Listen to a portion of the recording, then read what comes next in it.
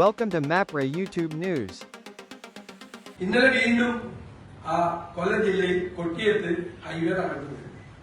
കഴിഞ്ഞ 2 ആഴ്ച മുമ്പാണ് ഒരാൾ വാഹനത്തിന് വീതിൽ വീണ് ഒരാൾ മരിച്ചത്. മലപ്പുറത്ത് ഇതുപോലെ ഉണ്ടായി. സംസ്ഥാനത്ത് വ്യാപകമായി ഹൈവേ നിർമ്മാണത്തിലിരിക്കുന്ന ഹൈവേ തകർന്നു വീഴുക. ഒരു കംപ്ലൈന്റും സംസ്ഥാന ഗവൺമെന്റിന് ഇല്ല. സംസ്ഥാന ഗവൺമെന്റ് കേന്ദ്ര ഗവൺമെന്റിന്റെയോ ഉപരിതല ഗതാഗത വകുപ്പ് മന്ത്രിയുടെയോ മുൻപാകെ ഒരു പരാതിയില്ല. അപ്പൊ റീലിട്ട് നടക്കുന്ന ആളുകൾക്ക് ഉത്തരവാദിത്തമില്ലേ? ഇതിന്റെ ക്രെഡിറ്റ് എടുക്കാൻ വേണ്ടിയിട്ട് ഓടി കഴിഞ്ഞ കുറെ നാളുകളായി നടക്കുന്ന ആളുകൾക്ക് ഈ വ്യാപകമായി തകർന്നു വീഴുന്ന ഈ പാലങ്ങളുടെ കാര്യത്തിൽ ഒരു ഉത്തരവാദിത്തമില്ല. മനുഷ്യന്റെ ജീവനാണ്. ഇന്നലെ ആ കുഞ്ഞുങ്ങൾ 36 കുഞ്ഞുങ്ങൾ സത്യത്തിൽ നമ്മുടെ ശ്വാസം നിന്നുപോയി. ഇത് വാർത്ത കേട്ടപ്പോ സ്കൂൾ ബസ് അതിന്റെ 36 കുഞ്ഞുങ്ങളുടെ ജീവൻ ദൈവത്തിന്റെ കൃപ കൊണ്ട് രക്ഷപ്പെട്ടാണ്. അപ്പൊ അതിലൂടെ നമ്മളെല്ലാവരും സഞ്ചരിക്കുന്നവരാണ്. ഇതിലൂടെ എല്ലാവരുടെയും ജീവൻ അപകടത്തിലാണ്. യാതൊരുവിധ സേഫ്റ്റി പ്രൊസീജിയറും ഇല്ലാതെ അഴിമതിയുടെ നിർമ്മിതിയാണ് ഈ ഹൈവേയുടെ നിർമ്മാണത്തിൽ നടന്നത്. അത് സംസ്ഥാന ഗവൺമെന്റിനും കേന്ദ്ര ഗവൺമെന്റിനും അക്കാര്യത്തിൽ ഒരുപോലെ പങ്കുണ്ട്. തകർന്നു വീഴാത്ത പാലാരിവട്ടം പാലം പഞ്ചവടി പാലമാണെന്നും പറഞ്ഞ് ഇല്ലാത്ത ബിസിനസ് കേസ് ഉണ്ടാക്കിയ ആളുകളല്ലോ. കോടതി ഇടപെട്ടില്ലായിരുന്നെങ്കിൽ അന്ന് ജയിലിൽ പോയത് അന്നത്തെ മന്ത്രി. തകർന്നൊന്നും വീണില്ലല്ലോ പാലാരിവട്ടം പാലം. ഒരു തകർച്ച ഉണ്ടായില്ല പാലാരിവട്ടം പാലം. എന്നിട്ട് അത് പഞ്ചവടി പാലമാണെന്ന് പറഞ്ഞ് 6 മാസം പ്രചരണം നടത്തിയ ആളുകൾ കേരളം മുഴുവൻ ഈ ഹൈവേ തകർന്നു വീഴുകയാണ്. വ്യാപകമായി 150 സ്ഥലത്താണ് ഇപ്പോ ഹൈവേ പാലിച്ചിട്ടുണ്ടായിരുന്നു. ഒരു കംപ്ലൈന്റും ഇല്ല. രണ്ടുപേരും ഒത്തുകൂടിയിരിക്കുകയാണ് കേന്ദ്ര സംസ്ഥാന ഗവൺമെന്റ്. കേന്ദ്ര ഉപരിതല ഗതാഗത വകുപ്പ് മന്ത്രിയാണെങ്കിൽ പിണറായി വിജയന് BJPയുമായിട്ടുള്ള ഒരു പാലമാണ്. ഇപ്പൊ ഒരു പാലം പുതിയതുണ്ടായി. ജോൺ ബ്രിട്ടാസിന്റെ പാലം ഉണ്ടായി. അതിനു മുമ്പ് നേരത്തെ ആദ്യം ഉണ്ടാക്കി വെച്ചിരിക്കുന്ന ഒരു പാലമാണ് നിതിൻ ഗഡ്കരി എന്ന് പറയുന്ന മന്ത്രി. ഇതെല്ലാം നടക്കുന്നത്.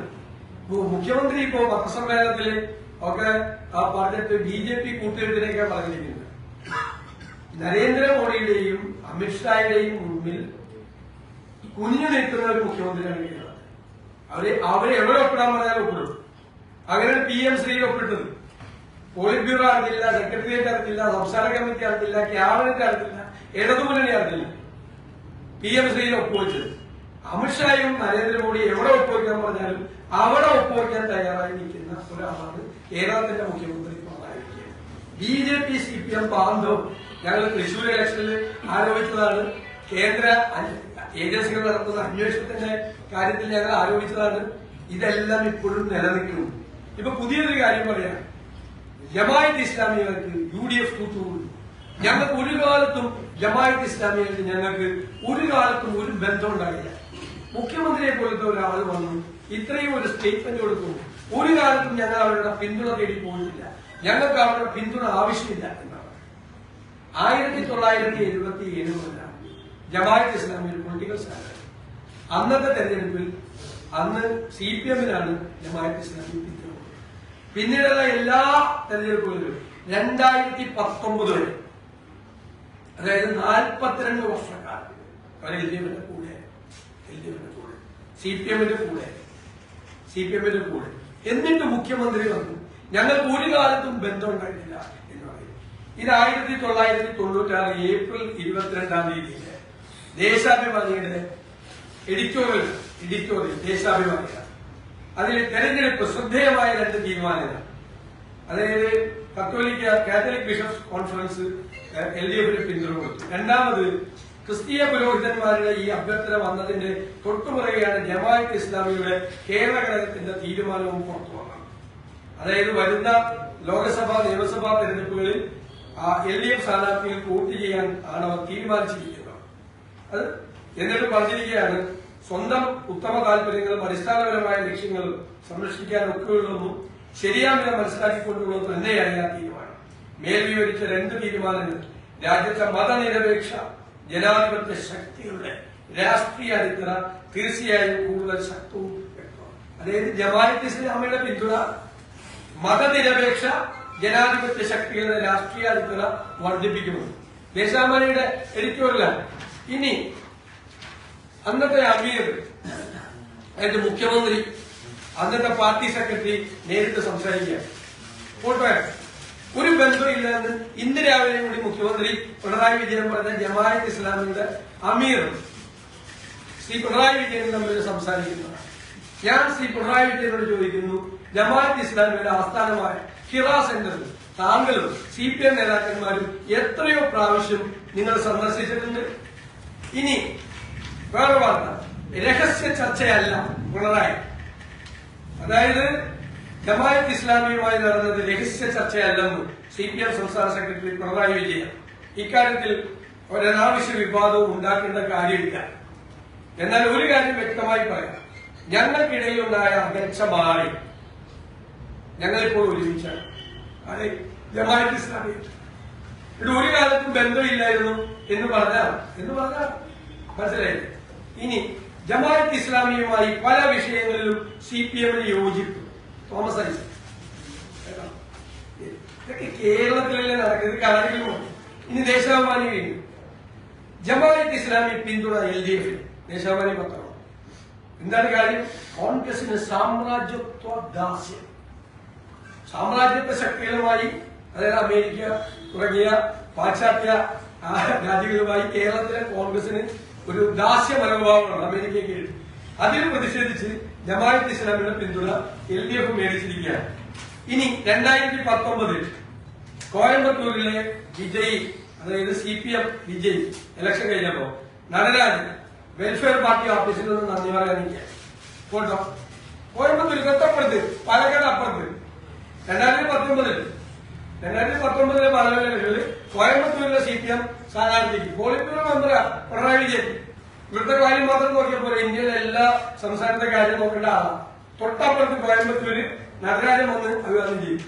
ഇനി രാജസ്ഥാനിലെ സിക്കറിൽ വിജയിച്ച CPM സ്ഥാനാർത്ഥി വെൽഫെയർ ഓഫീസിൽ അവിടെ നന്ദി പറയാൻ പോയിരിക്കുക. വെൽഫെയർ പാർട്ടിയുടെ ഓഫീസിൽ നന്ദി പറയാൻ പോയിരിക്കുക. ഇതൊക്കെ കേരളം കാണുന്നുണ്ട് എന്ന് മുഖ്യമന്ത്രി ഒന്ന് ഓർത്താൽ മതി.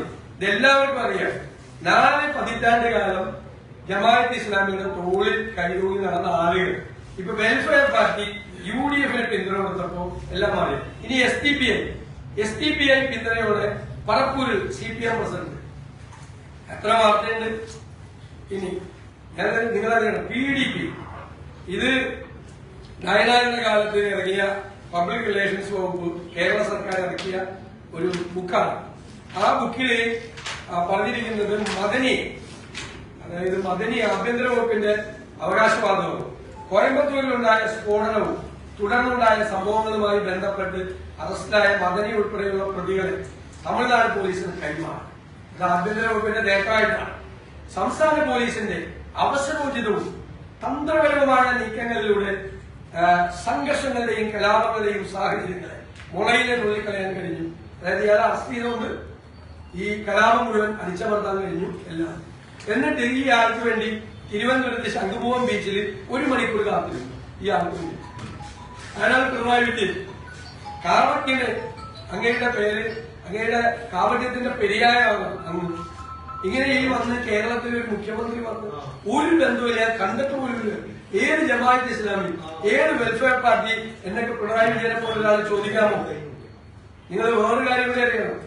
കഴിഞ്ഞ പാർലമെന്റ് ഇലക്ഷൻ വരെ മുഴുവൻ മത ന്യൂനപക്ഷങ്ങളെ പ്രീണിപ്പിക്കാൻ അന്ന് വ്യാപകമായി എല്ലാ പാർലമെന്റ് ഇലക്ഷന്റെ എല്ലാ ദിവസവും പൗരത്വ രജിസ്റ്ററിനെ കുറിച്ചാണ് പിണറായി വിജയൻ സംസാരിച്ചുകൊണ്ടിരുന്നത്. 35ാമത്തെ ദിവസം ഞാനൊരു പത്രസമ്മേളനം നടത്തി. ഇങ്ങനെ ന്യൂനപക്ഷ പ്രകടനം നടത്തില്ല, അവർ ഓടിയാൻ പോകത്തില്ല. അന്ന് ഈ പൗരത്വ രജിസ്റ്റർ അറിയാം. പൗരത്വ ഭേദഗതി നിയമത്തിനെതിരായി സംസ്ഥാനത്ത് നടന്ന പ്രക്ഷോഭങ്ങളുമായി ബന്ധപ്പെട്ട് 843 കേസുകൾ രജിസ്റ്റർ ചെയ്തു. ആകെ പിൻവലിച്ച കേസ് 112. അത് ആരെ സന്തോഷിപ്പിക്കാനാണ് ഈ കേസ് പിൻവലിക്കാതിരുന്നത്? BJP നേതൃത്വത്തെ സന്തോഷിപ്പിക്കാനാണ് കേസുകൾ പിൻവലിക്കാതിരുന്നത്. അന്ന് ന്യൂനപക്ഷ വോട്ട് കിട്ടിയില്ല എന്ന് കണ്ട ഉടൻ തന്നെ നേരെ മാറി ഇപ്പൊ ആരുടെ കൂടെ ഇപ്പൊ ഭൂരിപക്ഷ പിന്തുണമാണ് കഴിഞ്ഞ കുറെ നാളുകളായി. അതിന് ചില ആളുകളെ കൂടി കൊണ്ടുവന്നിട്ട് ചില ഉപകരണങ്ങൾ കിട്ടുമല്ലോ, അവരെ കൂടി കൊണ്ടുവന്നിട്ട് ന്യൂനപക്ഷങ്ങൾക്കെതിരായി പ്രസംഗിപ്പിക്കും. മലപ്പുറത്തിനെതിരായ പ്രസംഗം, ന്യൂനപക്ഷങ്ങൾക്കെതിരായ പ്രസംഗം. ലീഗ് വർഗീയ ശക്തിയല്ല മതേതര ശക്തിയാണെന്ന് ലീഗിന്റെ പുറകെ നടന്നപ്പോൾ ഒരു കൊല്ലം മുമ്പ് പറഞ്ഞുകൊണ്ടിരുന്നതാണ്. ലീഗിനെ കിട്ടൂലെന്ന് കണ്ടു കഴിഞ്ഞപ്പോൾ ലീഗ് വർഗീയ ശക്തിയായി. 4 പതിറ്റാണ്ട് കാലം ഇതെല്ലാം ചെയ്തു വെച്ച ആളുകൾ അവരുടെ കൂടെ കൂടുമ്പോൾ ഇവരെല്ലാം മതേതര പാർട്ടികൾ. കോൺഗ്രസിന് പിന്തുണ കൊടുത്താൽ വർഗീയ പാർട്ടി. ഈ രാഷ്ട്രീയം അവസാനിപ്പിക്കും. ഇതാണ് എനിക്ക് ബഹുമാനപ്പെട്ട മുഖ്യമന്ത്രിയോട് പറയാം.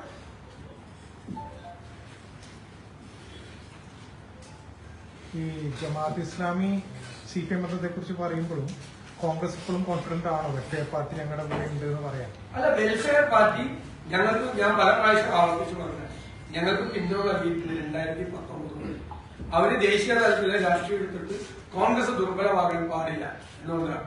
ബാക്കിയുള്ള സംസ്ഥാനങ്ങളിൽ കോൺഗ്രസിന്റെ കൂടെ ഇന്ത്യ മുന്നണിയിൽ നിൽക്കുന്നവർക്കാണ് അവർ പിന്തുണ കൊടുത്തത്.